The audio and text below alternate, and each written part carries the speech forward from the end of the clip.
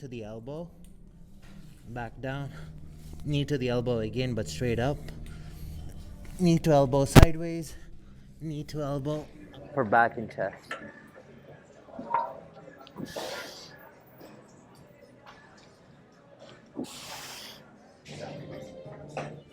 So for today's workout, I started off by warming up with backwards walking for about an hour, and now I have a feeling of doing upper body. At least that's what I feel like doing at the moment. Over the past couple of days, I don't think I've really done too much hypertrophy work for the upper body, so I'm going to focus a little bit of that today. For the past couple of sets, I've been warming up with cable flies and lat pull downs on this. I like pairing chest and back movements to get a lot of blood flowing into both those muscles. With the flies, I really like to exaggerate the stretch. I think flies, like, I'm not a big believer in the bent elbow fly position. I think flies as a movement are best for stretching out the chest, and kind of by doing the bent elbow version of it,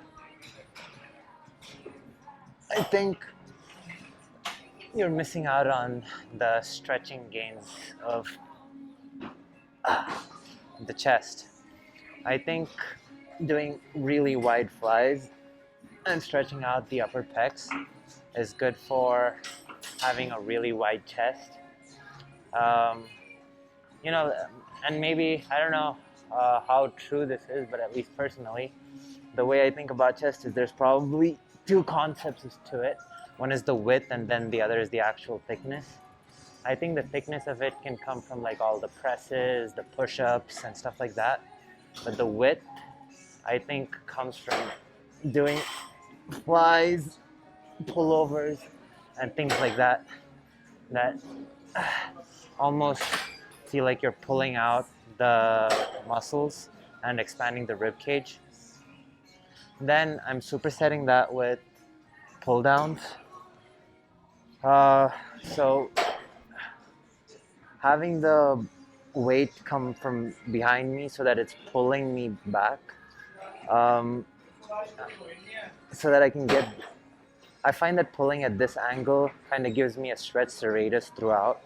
And right now, what my goal is to kind of just open up my upper body and get the back muscles that are involved in keeping the shoulder blades back involved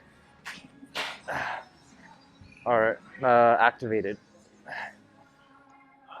This, at least the way I think about it, is as I do more things this way, the odds that my body maintains an open chest position during the workout is much greater if I emphasize this opening up right away at the beginning of the workout. And I also like to reinforce these habits more so at the beginning of the workout whenever I'm doing upper body.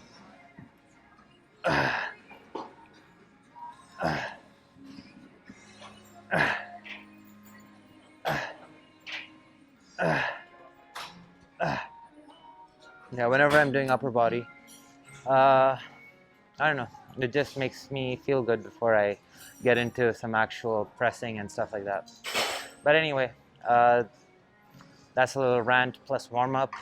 Let's see what happens next. So for the first, I guess, real movement of, well, I don't know, everything in real movement is weird, but I guess the first actual thing I'm going to go relatively heavy on is, well, you'll see here in a sec. So kind of, if you watched yesterday's video, I was talking about recruiting pull and push muscles at the same time, but of the opposing sides. So I'm keeping up with that theme and doing a pull-push for back and chest.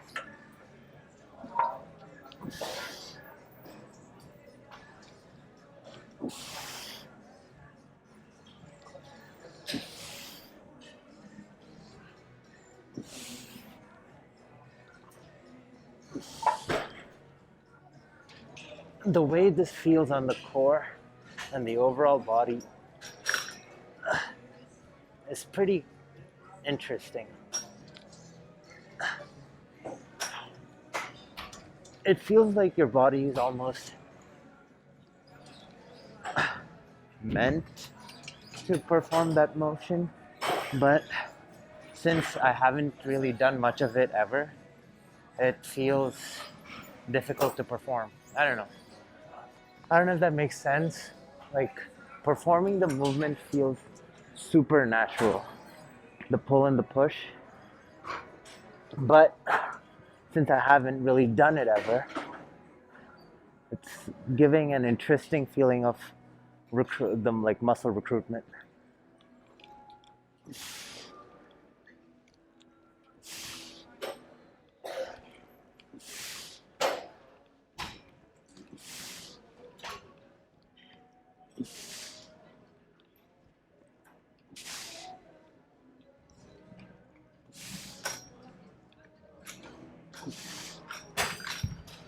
Going for 8 each side of that.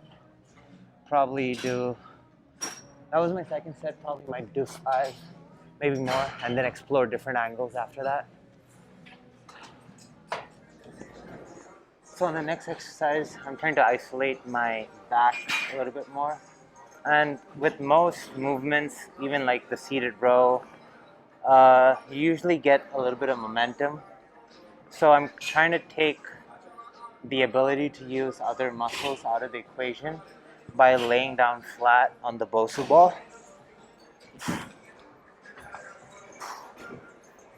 And even take my legs out of the equation by laying them down flat and kind of just pretty much letting my lats, like right now my arms are just hooks and every other muscle stays out of it.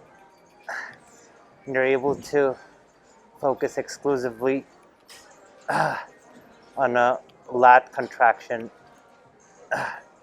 to bring the weight down.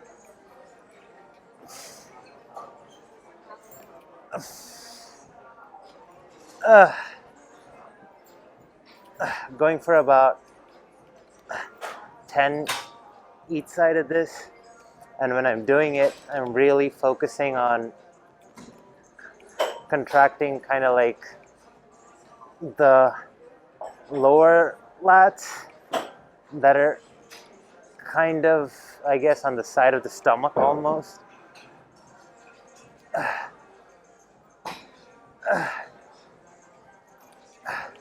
You can play around with the position of the Bosu ball and where you're laying to attack different parts of the back. But right now I'm just focusing on that. Supersetting that with single arm, cannonball, chest presses.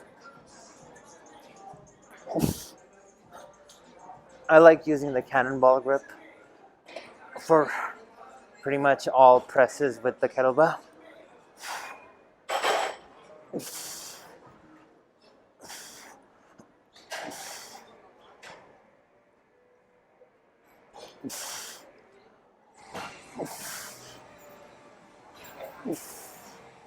I'm going for 8 each side of that.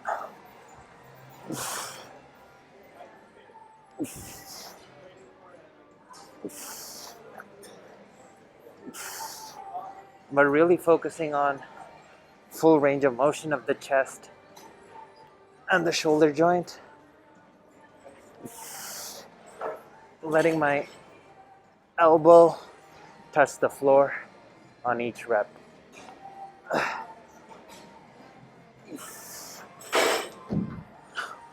But yeah, that's what I'm doing next. So for the next exercise, I'm trying to keep the isolation on the lats. So instead of doing a movement where a lot of other muscles can be involved, I'm trying to take all those muscles out of the equation by supporting my chest against a flat surface. And then I'm going to keep my opposing hand behind my back just because I don't want to like subconsciously try to hold on to something and generate more force. I want to like exclusively isolate the lat and then try to make it exclusively handle the weight that I'm about to present to it. So, looks like this. And I'm holding it here for a second.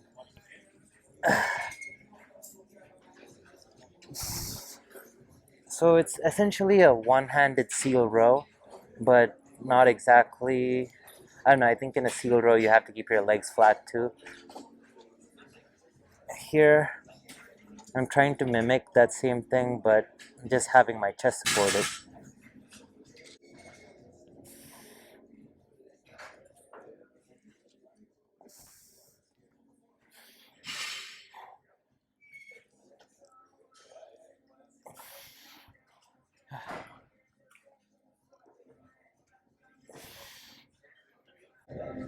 At the top, when I'm holding it, I'm really trying to tighten up all my back muscles and making sure that like they hit, like they're not able to hold it up anymore before I drop it.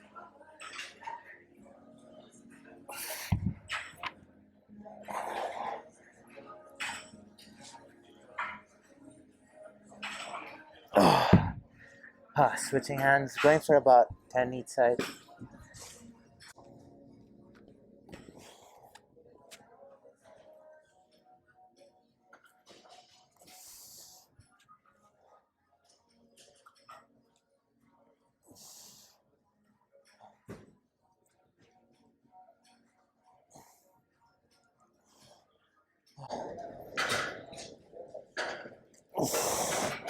Oh, really good to even out the strength between sides and get an even contraction of the lats between both sides. Oh, oh, oh, oh, oh,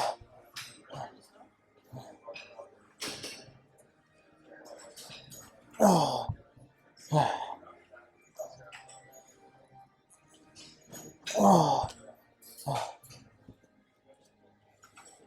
Oh yeah, doing 10 each side of that.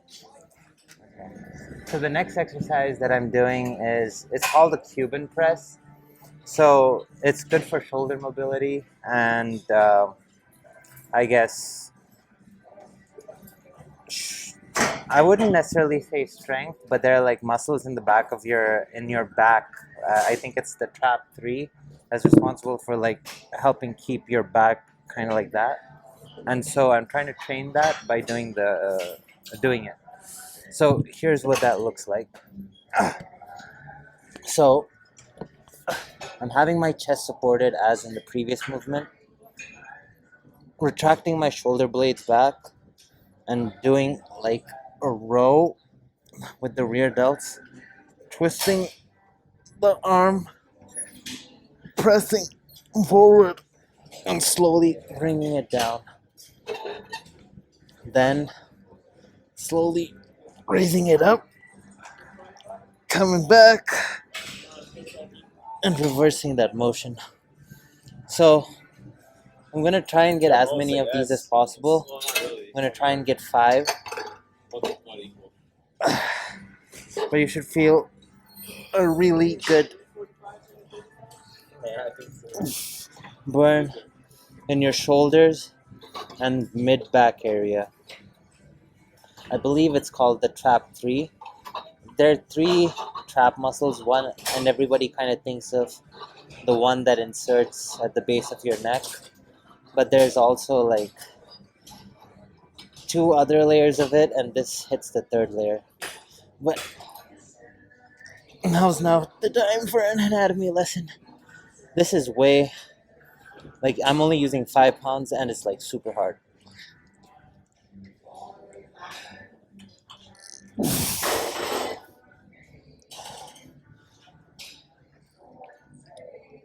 But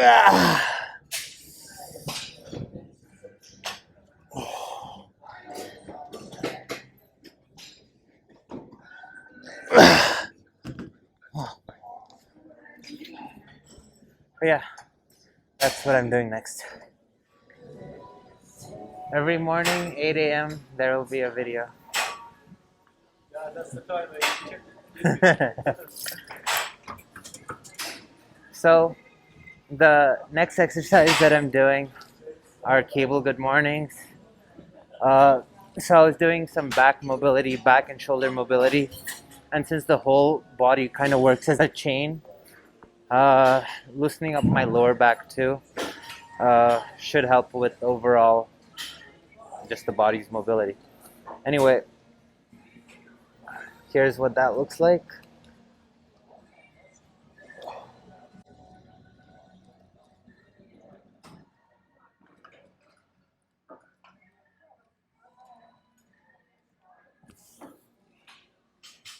Uh, Slowly letting the cable pull my body forward and loosen up my hips, hamstrings, glutes.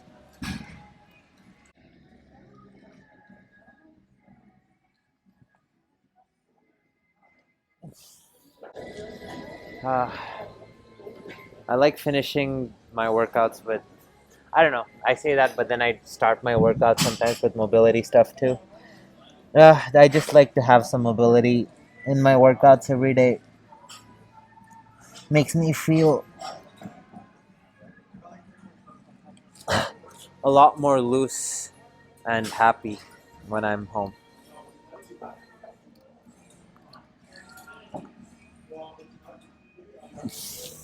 Going for 5 each side of that. Moving into some abs. So, what I'm gonna do is on the cable machine have the handles attached to my leg, and then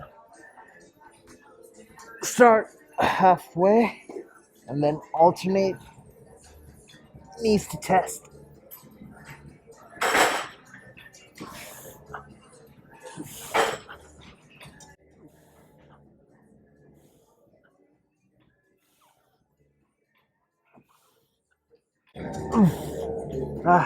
After 5 each side, 5 together.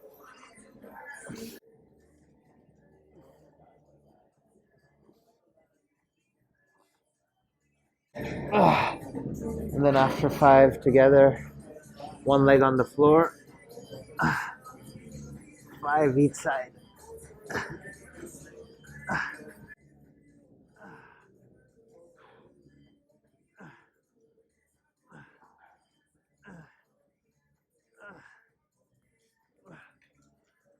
Doing a couple of sets of this to attack the hip flexors and lower abs.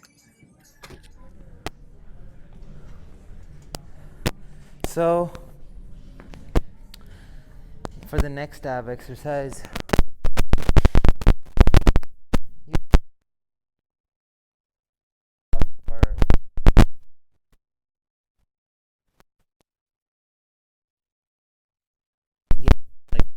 position,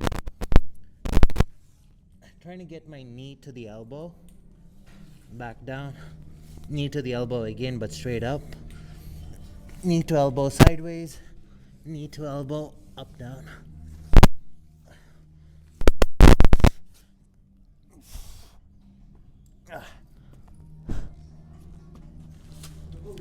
No, that's fine, that's fine.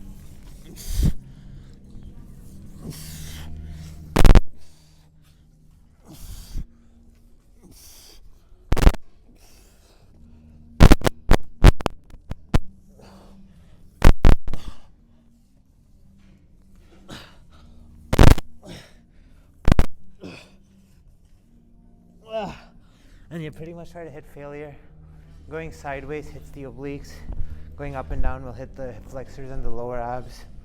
Yeah, good for overall creating like a good lower midsection and along with the sides. But yeah, that's what I'm doing next. So today's workout was mostly some chest and back, then some mobility stuff at the end. Um, Started off with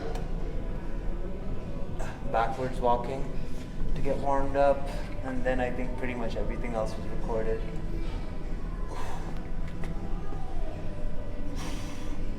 Checking out the pump post-workout, although it's been a while since I did any back exercise, so the back pump is probably exhausted already.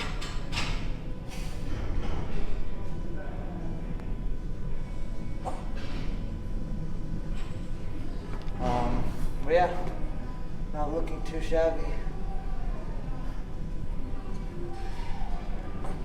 I have been eating a little more than usual, or at least I think I have, but not not too many bad calories or anything, just more protein overall.